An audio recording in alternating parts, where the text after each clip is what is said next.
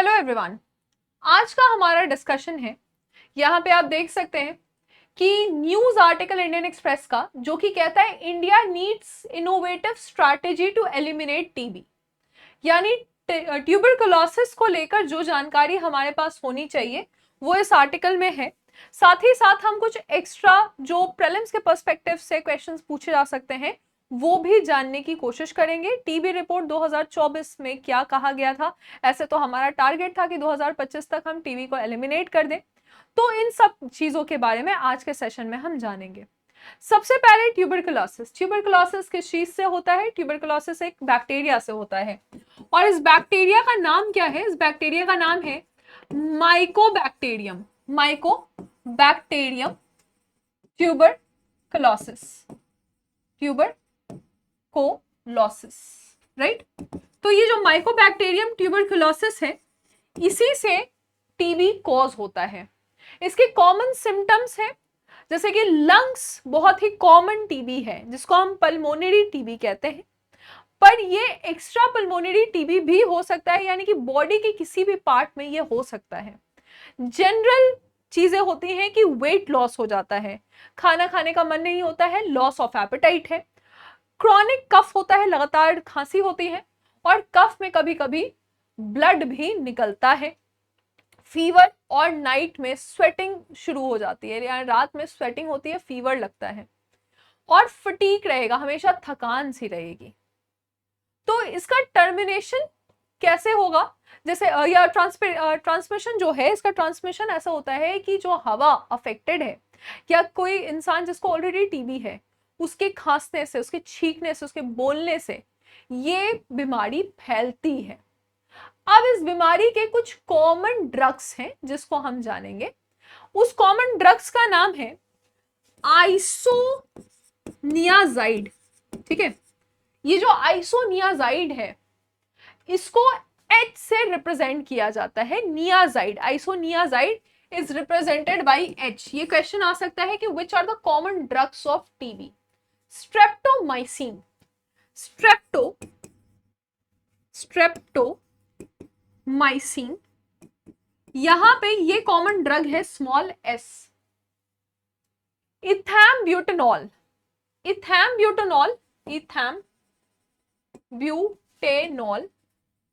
यहां पे ये भी एक बहुत ही कॉमन ड्रग है जिसके लिए ई का यूज होता है, याद रखना आसान है, बस आइसोनियाजाइड में एच का यूज हो रहा है। एक और ड्रग है जिसका नाम है पायराजियामिनाइड और एक रिफाम्पिसिन, लेकिन उतना आपको याद करने की जरूरत नहीं है। ये तीन बहुत कॉमन और इंपॉर्टेंट ड्रग्स हैं। तो सिंपल टीबी को ऐसे क्योर किया जा सकता है इन ड्रग्स से। अब यहाँ पे कुछ प्रॉब्लम्स शुरू होते हैं, जैसे एमडीआर में क्या होगा कि टीबी रेजिस्टेंट हो जाएगा, multi drug resistant TB cause हो जाता है।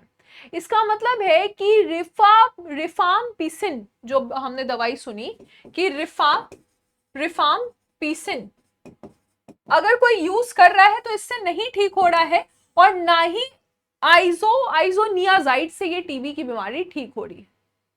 तो जब कॉम्बिनेशन ऑफ 4 ड्रग्स लिया जाएगा, दो चीजें आप समझिएगा। एक हो गया सिंपल टीबी। सिंपल टीबी में क्या होता है कि जो कॉमन ड्रग्स हैं, जो कॉमन दवाई है, उससे ये क्योर हो जाता है। एक होता है मल्टी ड्रग रेजिस्टेंट टीबी।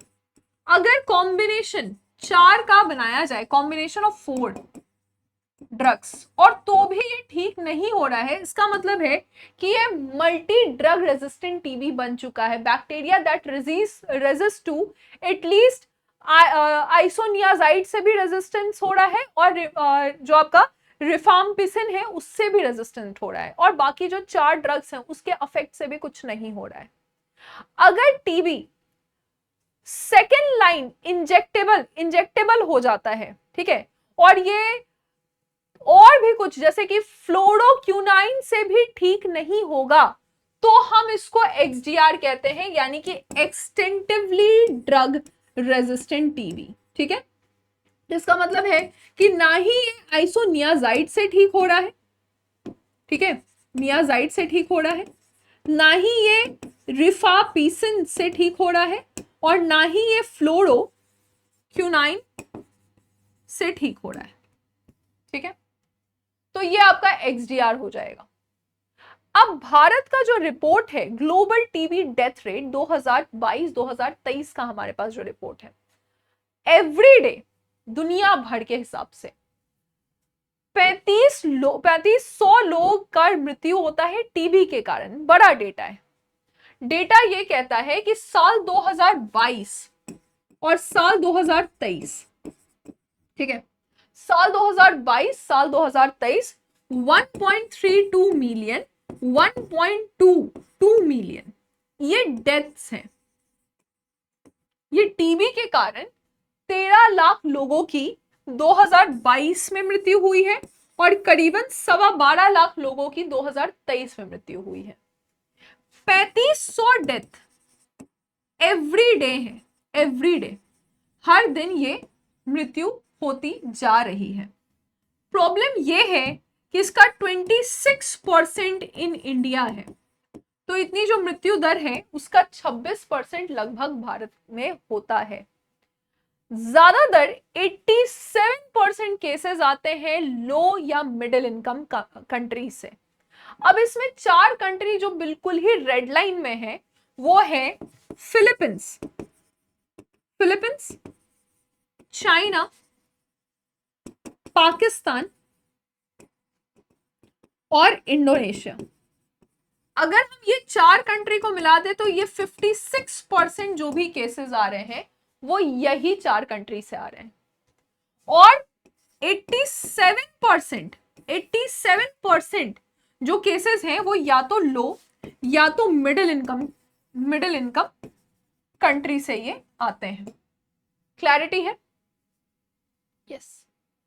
अब गवर्नमेंट का जो एजेंडा है टीबी से हमको मुक्त करने का, वो एक तो हमारे पास जो इसको एक्सटेंड कर दिया गया है नेशनल ट्यूबरकुलोसिस एलिमिनेशन मिशन है। ठीक है, नेशनल ट्यूबरकुलोसिस एलिमिनेशन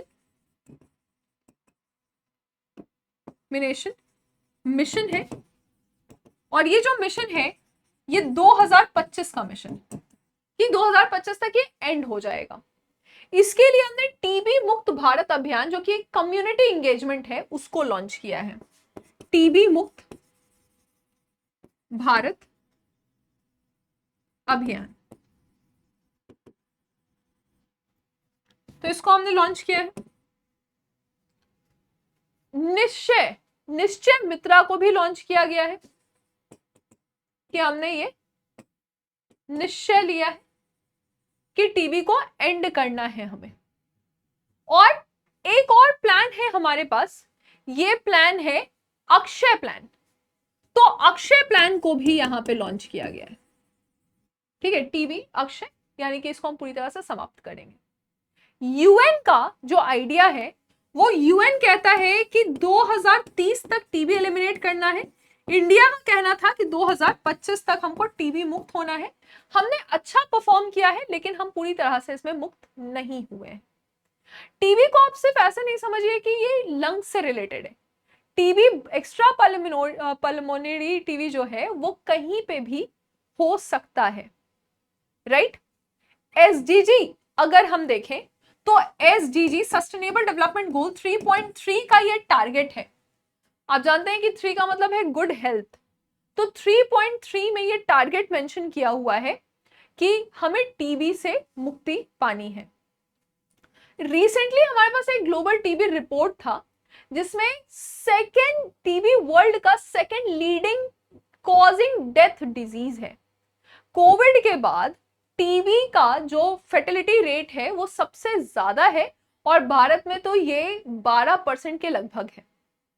तो भारत के पास टीबी का बहुत बड़ा बर्डन हमको यहां देखने को मिल रहा है।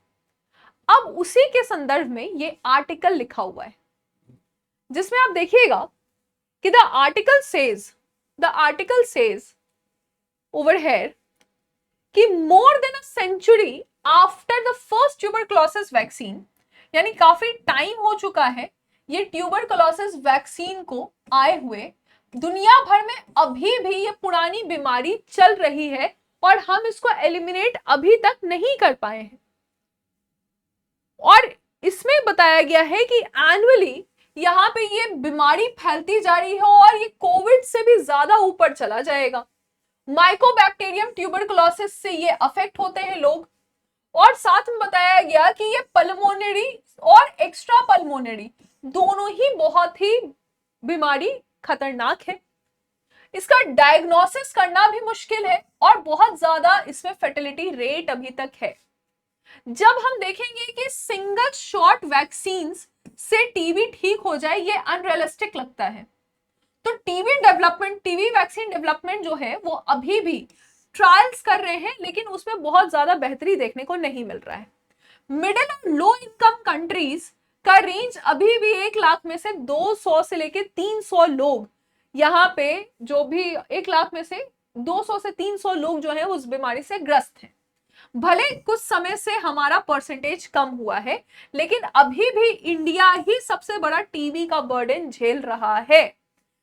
अब इसको ठीक करने के लिए हमें होलिस्टिक अप्रोच लेने की जरूरत है, प्रैग्मेटिक अप्रोच लेने की जरूरत है। तो पहला है कि हमको डिटेक्शन करना है, इसके लिए हमें टेक्नोलॉजी चाहिए, एडवांसमेंट चाहिए। दूसरा है कि इसको हमको प्रिवेंट करना है, इन्फेक्शन को फैलने से रोकना है। और तीसरा है कि बहुत कॉम्प्लिकेटेड, हमको एक वैक्सीन डेवलप करने की जरूरत है। रिसेंटली जो बीएमजी है इसने पब्लिश किया कि प्रिवेंट टीबी ट्रायल्स चलेंगे, जो कि आईसीएमआर के तहत चल रहे थे। और यहाँ पे 18 साइट से ये चलने वाले हैं, जहां पे 12,700 घरों से ये सैंपल लिया जाएगा। अब यहाँ पे एक वर्ड यूज किया गया है जो कि आप देखिएगा,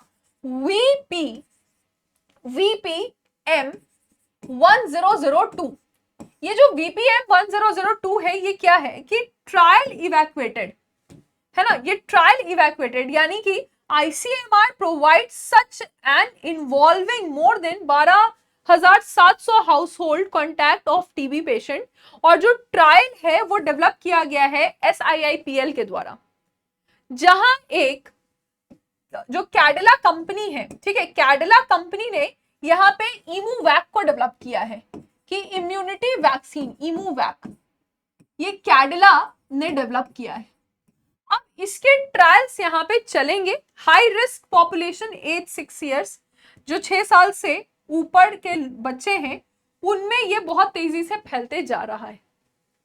अब यहाँ पे आप देखिए कि जो ट्रायल रिपोर्ट है इसका, वो कहता है कि इमूवैक 50% इसकी इफिशियंसी है और एक्स्ट्रा पल्मोनरी में भी इसकी इफिशियंसी धीरे धीरे बढ़ रही है। तो ये कुछ डेटा है जो उतने रिक्वायर्ड नहीं है।